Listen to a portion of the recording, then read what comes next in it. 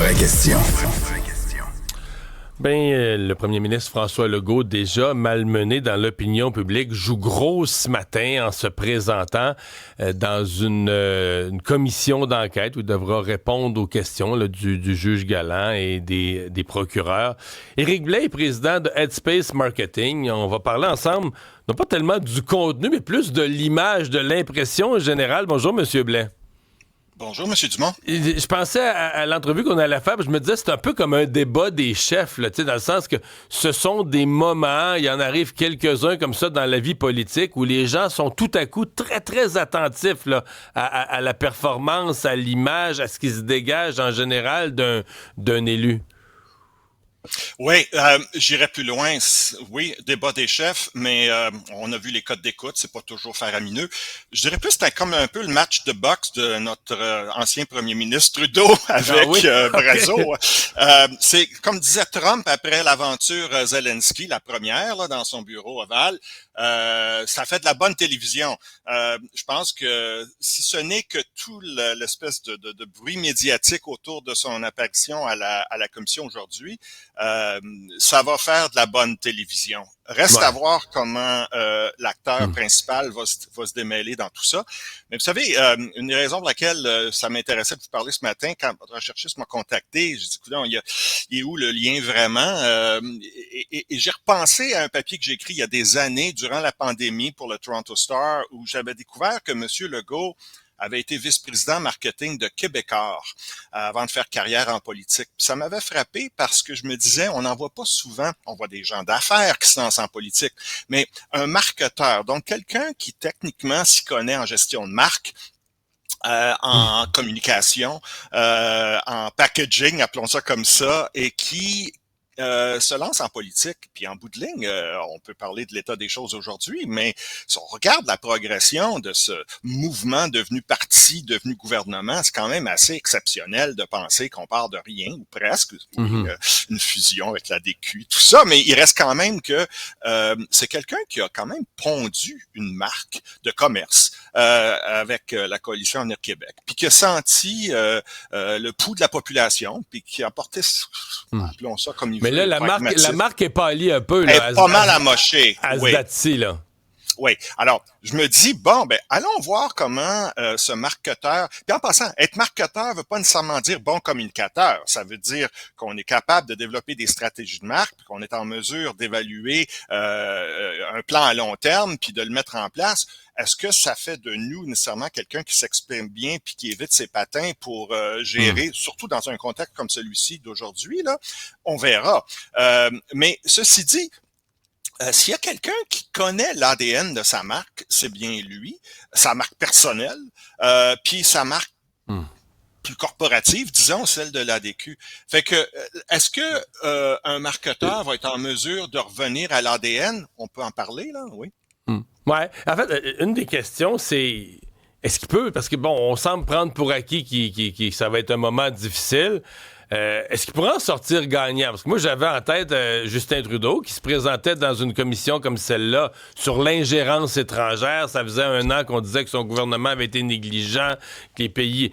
Puis finalement, avec un mélange d'être très à l'aise, de répondre aux questions, de montrer un peu de fermeté à des moments, je dis pas qu'il a réglé le problème, mais tu dis à la fin de la journée, là, le problème était moins pire que le matin. Donc, son passage à la commission a été un gain net.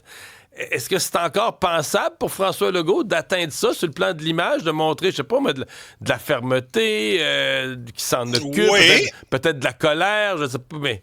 Écoutez, moi, je crois... j'écoutais M. Dutrissac avant, plus tôt ce matin à votre émission, qui dit qu'il faut qu'il fasse un mea culpa. J'y crois à ça, moi. Je pense qu'il faut qu'il y ait un certain degré d'humilité et c'est un peu surprenant pour un gouvernement qui prêche la laïcité, là, mais un acte de contrition.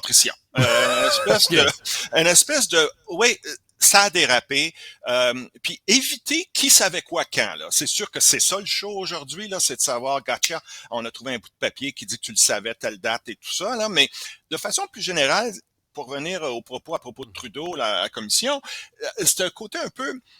Moi, je crois qu'il faut qu'il présente, c'est un peu difficile, là, soyons clairs, mais une compétence. Alors, lui, c'est le boss. The buck stops with me. J'en prends le blâme au nom de mon gouvernement. En fait, c'est votre gouvernement, semble-t-il, mais au nom de votre gouvernement que je gère, tenter de projeter d'un certain niveau de compétences, comme un CEO on s'attend pas à ce que le CEO soit au courant de tout ce qui se passe dans toutes ses succursales, etc., etc. Donc, une espèce de contrition, mais ce qu'il faut qu'il évite à tout prix, selon moi, c'est la question d'intégrité. S'il a l'air d'essayer de se faufiler, d'en sortir, puis de... Ça, pour moi, c'est là où il y a un dommage réputationnel important. Et là, vous dites l'air, mais l'air, c'est aussi l'image. Moi, si j'étais... tout à fait. Tu sais, des fois, tu peux avoir... Mettons un passage, mettons, il est là 3 heures, là, un passage globalement correct, mais avec un 14 secondes d'hésitation mollesse. Mais là, aux nouvelles, là, à tous les postes, là, c'est ça qu'on ramasse. C'est là, cette image de faiblesse, à mon avis, pourrait être grave pour lui. Là. S'il y a un moment... Monsieur Dumont, je suis d'accord avec vous que c'est ça qu'on l'a vu dans les débats. Je veux dire, ça dure 3 heures, puis on prend 2 snips, puis c'est ça qui est le moment qui définit. Mais ça peut aussi jouer à son avantage.